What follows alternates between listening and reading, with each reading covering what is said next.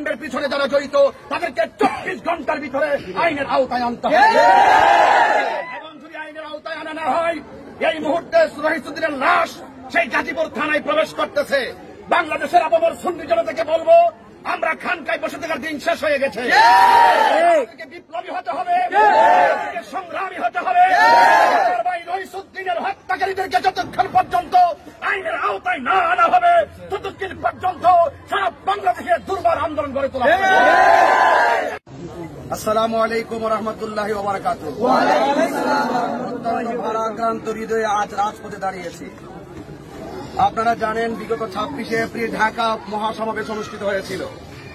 আমরা দেখেছি গাজীপুর থেকে একটি বিশাল বহর নিয়ে যিনি ঢাকা রাজপথকে কাঁপিয়ে তুলেছিলেন, সেই আমাদের রহিসুদ্দিন রহিস ভাই এর অন্যতম ব্যক্তি।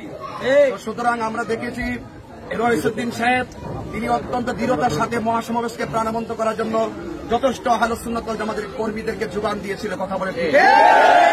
এবং আপনারা ইতিমধ্যে ফেসবুক অনলাইনে দেখেছেন, বাংলাদেশ ইসলামী ছাত্র সেনা ঢাকা মহানগরের সাবেক সভাপতি জনাব রহিসুদ্দিনকে মব সৃষ্টি করে পূর্ব পরিকল্পিতভাবে তাকে হত্যা করা হয়েছে, ঠিক কিনা বলে?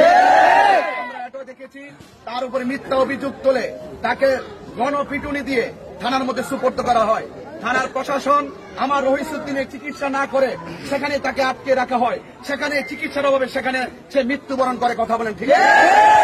আমি মনে করি এই হত্যাকাণ্ডের পিছনে দুর্বিসন্ধিমূলক ষড়যন্ত্র রয়েছে। যারা এই আমার রহিসুদ্দিনকে, বাংলাদেশ ইসলামী ছাত্র সেনা ঢাকা মহানগরের সাবেক সভাপতি রহিসুদ্দিনকে নির্মমভাবে পূর্ব পরিকল্পিতভাবে যেই সমস্ত সন্ত্রাসীরা মব সৃষ্টি করে আমার ভাইকে শহীদ করেছে, আমি প্রশাসনকে বলবো, সরকার প্রধানকে বলবো, অনতি বিলম্বে এই হত্যাকাণ্ডের পিছনে যারা জড়িত তাদেরকে 24 ঘন্টার ভিতরে আইনের আওতায় আনতে হবে। এবং যদি আইনের আওতায় আনা না হয়, এই মুহূর্তে রহিসুদ্দিনের লাশ সেই গাজীপুর থানায় প্রবেশ করতেছে। বাংলাদেশের আপামর সুন্নি জনতাকে বলবো, আমরা খানকায় বসে থাকার দিন শেষ হয়ে গেছে। বিপ্লবী হতে হবে, সংগ্রামী হতে হবে। রহিসুদ্দিনের হত্যাকারীদেরকে যতক্ষণ পর্যন্ত আইনের আওতায় না আনা হবে, ততক্ষণ পর্যন্ত সারা বাংলাদেশে দুর্বার আন্দোলন গড়ে তোলা হবে।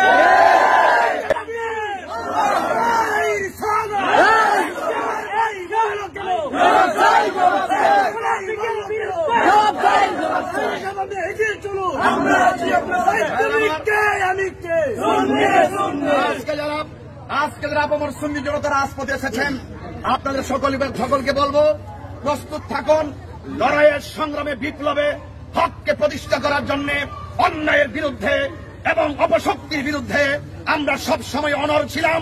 এখন এই যে ন্যাক্কারজনক ঘটনা, আমার ভাইয়ের রক্ত যেই রাজপথে চলেছে, সেই রাজপথে প্রয়োজন আমরা রক্ত ঢেলে দিয়ে আমার ভাইয়ের হত্যাকারীদের ফাঁসির দাবি জানাচ্ছি। আমার ভাইকে অন্যায়ভাবে হত্যা করেছে, তার দৃষ্টান্তমূলক শাস্তি দিতে হবে। আর না হয় মব সৃষ্টি করার যে সিস্টেম বাংলাদেশে চালু হয়েছে, যেই সিস্টেমে রহিসুদ্দিনকে মিথ্যা অভিযোগ দিয়ে মব সৃষ্টি করে শহীদ করা হয়েছে, প্রয়োজনে প্রশাসনের পক্ষ থেকে, রাষ্ট্রের পক্ষ থেকে আমরা যদি ন্যায্য বিচার না পাই, তাহলে আমরাও মব সৃষ্টি করে আমাদের অধিকার আমরা আদায় করি।